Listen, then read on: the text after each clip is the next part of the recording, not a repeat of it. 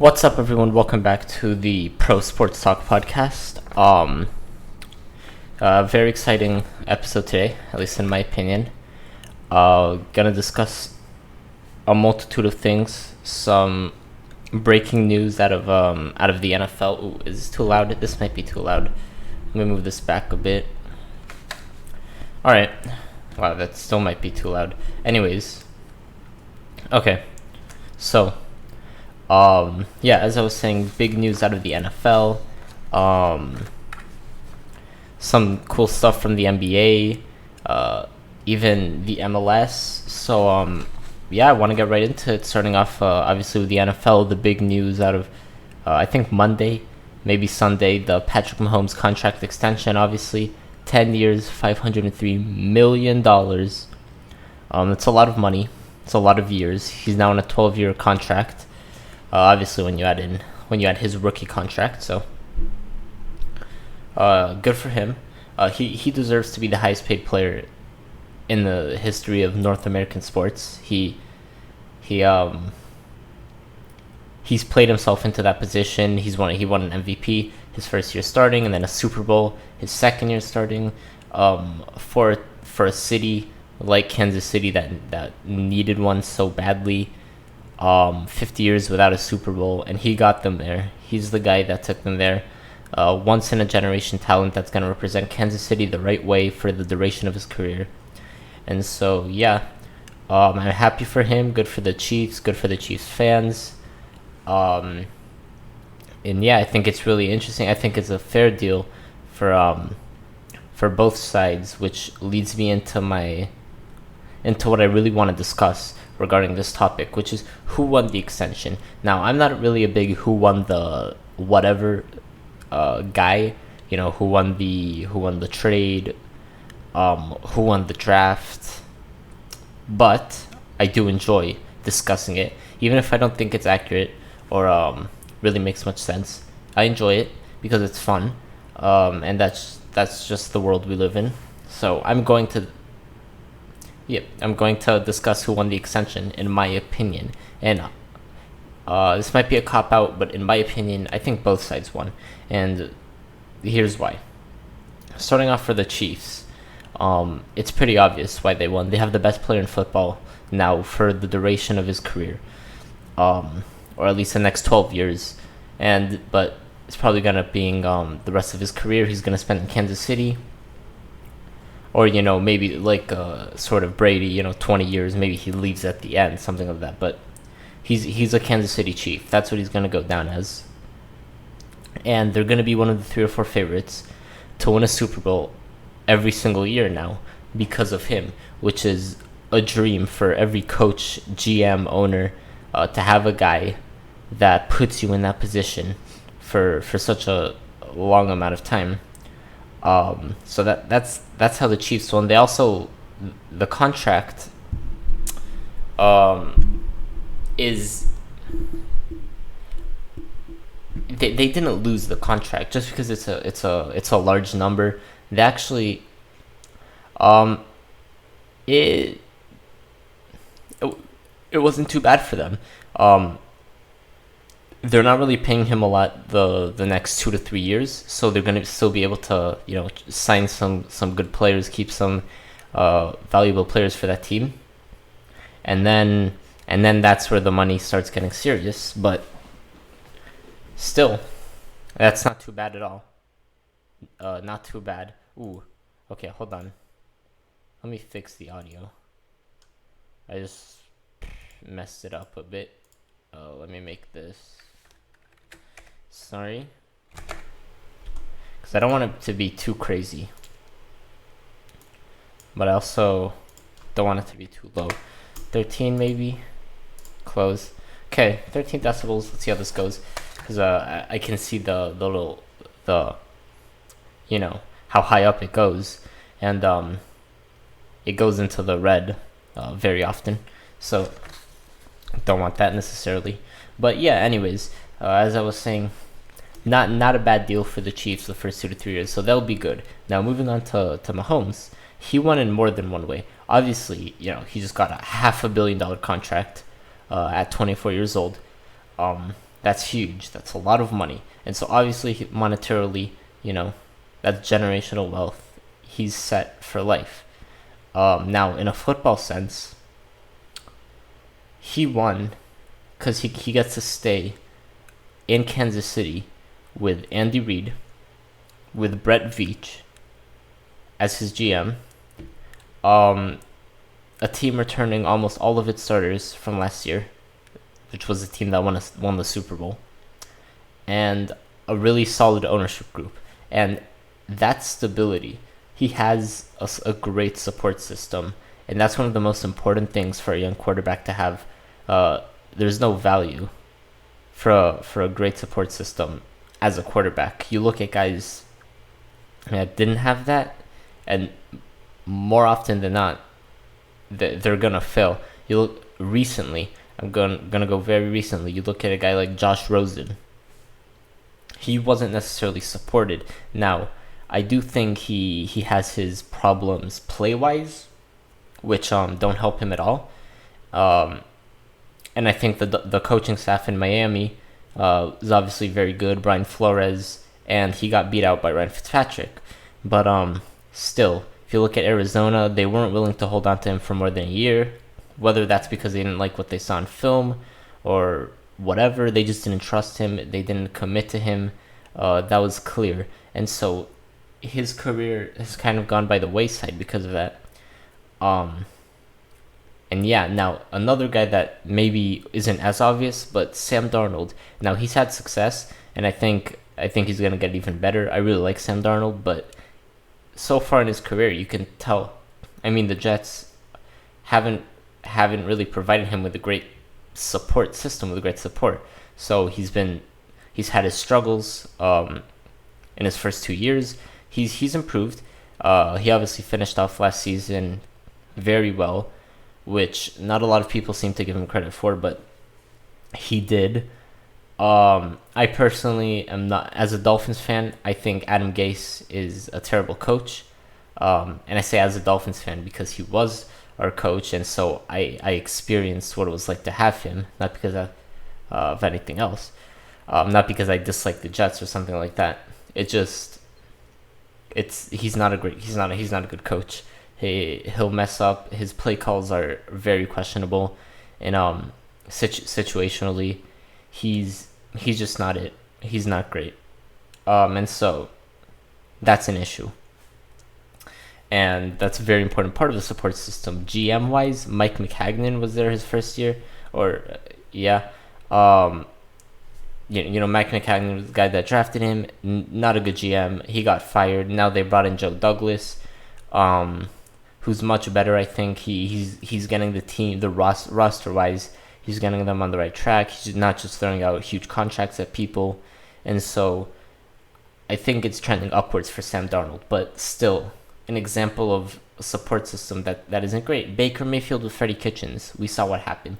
So those are just a few examples of why a great support system is so key for a young quarterback, and Patrick Mahomes has that.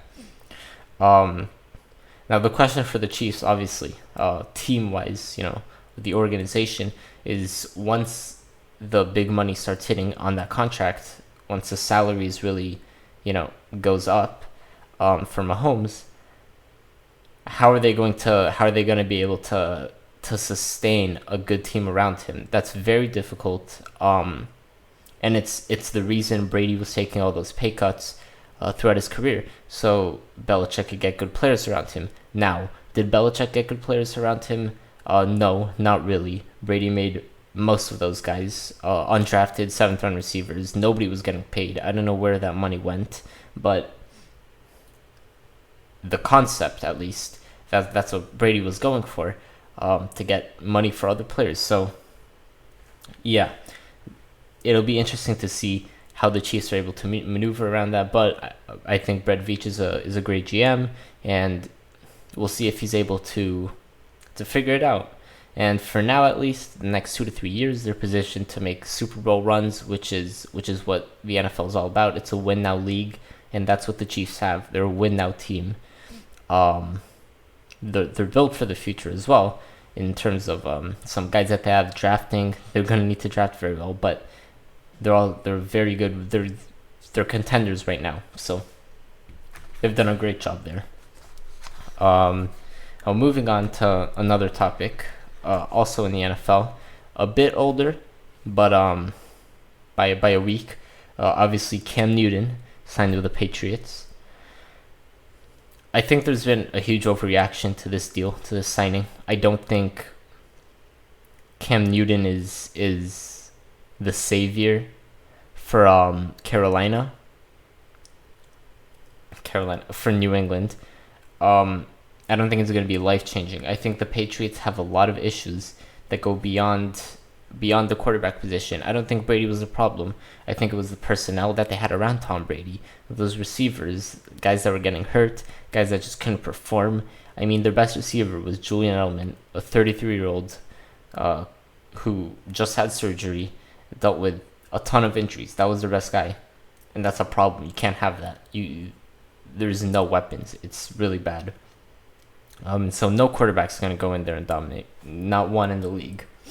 Much less one that has an injury history, especially keep in mind Dante Scarnecchia, their O-line coach, retired. One of the great O-line coaches of all time. He retired. That O-line is going to get worse. It wasn't that great last year. It's going to be even worse this year for Cam. So a guy that has an injury history is going to be getting hit a lot more. And I also don't think he's that guy at this point of his career after all those injuries. I don't think he's going to drag an entire offense on his back, right? I just don't think that's what he's built to do right now. You know, the 2015 MVP season was a while ago. 2020. And so I just don't believe that he's that player again. Now, I do appreciate the work that he's put in, obviously, to get to this point. We've all seen his work, working out and all that. And I think that'll help him to a certain extent in New England with Belichick, with the playbook, that he's willing to do the work to be great. I just don't think he's going to be great. I don't think he's at that point right now. But I think they're going to win more with him than Jarrett Stidham. That's for sure. I'm not a Jarrett Stidham believer. I think they'll win more. If they didn't sign Cam, I think they're a 4-win team, honestly. So I think they'll win more games. I don't think they're going to make the playoffs, though. And that's where I am regarding his impact in New England. Now, I do want to say his contract details, the contract that he signed, it's a great deal for New England. It's just over $500,000, $550,000. He has the ability to get it up to $7 million, but that's obviously with play and other things. $550,000 is all that's guaranteed, which is nothing. And I think it says a lot in a good way about where Cam is in his professional life, athletic life, in terms of his mindset and what he wants to achieve right now, which is he wants to prove that he's worth it. He wants to go out there and he wants to play and to win. And he's not gonna sit out and demand more money just because he can. No, he wanted to get on a team and now he wants to compete, which I think is great. Now Cam Newton versus Jarrett Stidham, obviously, to compete, he's gonna have to, or to be able to compete in games, he's gonna have to win the starting job. And Bill Belichick, for some reason, I don't know why, he loves Jarrett Stidham. I'm not a believer in Jarrett Stidham. I don't think he's better than Cam. I think that Cam should be the starter sooner rather than later, if it's not week 1. And honestly, if he's not starting week 1, it's just because of Belichick's love for Stidham. No other reason. He's the better quarterback. He's more experienced. He's more dynamic. He could do more with that team if they want to win. Cam Newton is the guy as compared to Jarrett Stidham. No question about it. And yeah, I just don't think Jarrett Stidham is ready. Now moving on. Next topic. I'm very excited about this topic. I never thought I'd be discussing this, but I watched my first MLS game. Major League Soccer last night. Inter Miami, Orlando City. I've decided I'm going to be an Inter Miami fan. I'm from Miami, so live in Miami, so I'm a Miami sports team person. So yeah, I'm going to root for Inter Miami.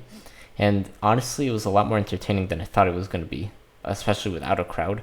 I didn't think it was going to be that great, but it was.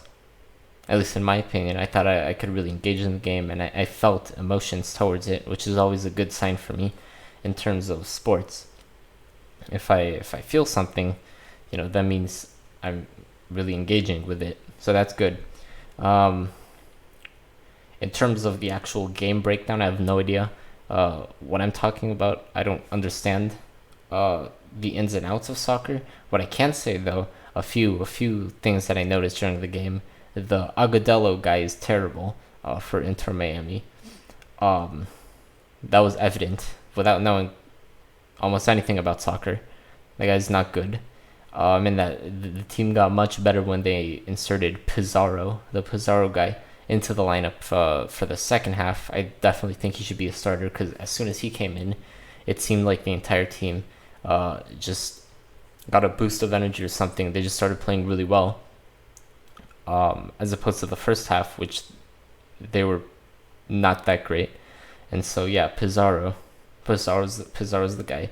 Now the Dom Dwyer guy for Orlando City, he was hurting everybody. He was I don't know what's up with him. He was just kicking people left and right. And then he obviously elbowed Reyes in the throat. Reyes for Miami. He got injured. It looked pretty bad. I read that he got out of the hospital now, so that's good. He's fine now, I guess. For Orlando City, the Mueller guy, he looked very in control of the ball. He scored their first goal, I think. He made a lot of great plays. He made one pass that could have been a goal to another guy, but the other guy missed the ball in the air, so not his fault. That was a great pass. And then the Nani guy had the game winner 96 minutes in. Good for them, I guess. Unfortunate for Inter Miami. It's okay, we'll get him next time. I believe the next game is July 14th. I don't know against who. Let me look up against who. Let's see. Inter Miami. They're play. Yeah, I don't know. Oh, it says can't. Oh. Okay, yeah. The 14th against Philadelphia. Philadelphia, nice. Oh, they won. Right, Philadelphia played today. They won their match. Nice, good for them. So yeah, so that's the team. That's the team that what's it called? We're playing against next on the 14th. Excited for that. It'll be interesting to see. I'm gonna tune in. We're definitely gonna win though. That's for sure. Now, moving on to the next topic, out of the NBA, teams have started entering the bubble in Orlando, and we've gotten a look at what the dinners are like, and they don't look great at all. So players have been sharing pictures of their dinners to show us how terrible it is, and it's not a lot of food. It's barely any food. It wouldn't satisfy a child probably, much less professional, basketball players, professional athletes. And yeah, it just doesn't look great at all. I saw Joe Ingles posted his dinner one time. Yeah. No, I don't know. Troy Daniels too. It just wasn't good. But the good news for them is, I guess, that the dinners are going to get better. Let me read this quote from an article. After arriving in Orlando, every member of the team's traveling party must quarantine in their hotel room for 48 hours until they register 2 negative COVID tests 2 hours apart. After that, people can eat meals together. Teams will be able to have meals prepared for the whole squad, and Disney may open restaurants to bubble participants.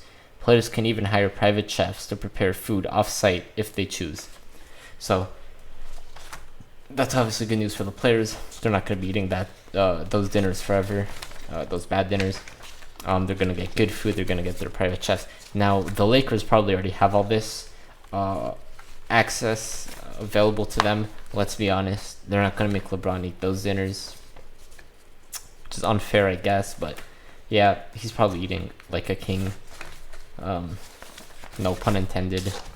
But yeah, the Lakers definitely aren't eating that. Kyle Kuzma was eating. Yeah, Kyle Kuzma I think got sushi or something. I don't remember, but it was better than the other players' stuff. That's the point. So yeah, so the dinners are gonna get better for the players. Good for them. They deserve it. They're gonna be in the bubble for the next couple of months. So yeah, 48 hours, and then they're good. So that should be soon. But anyways, yeah.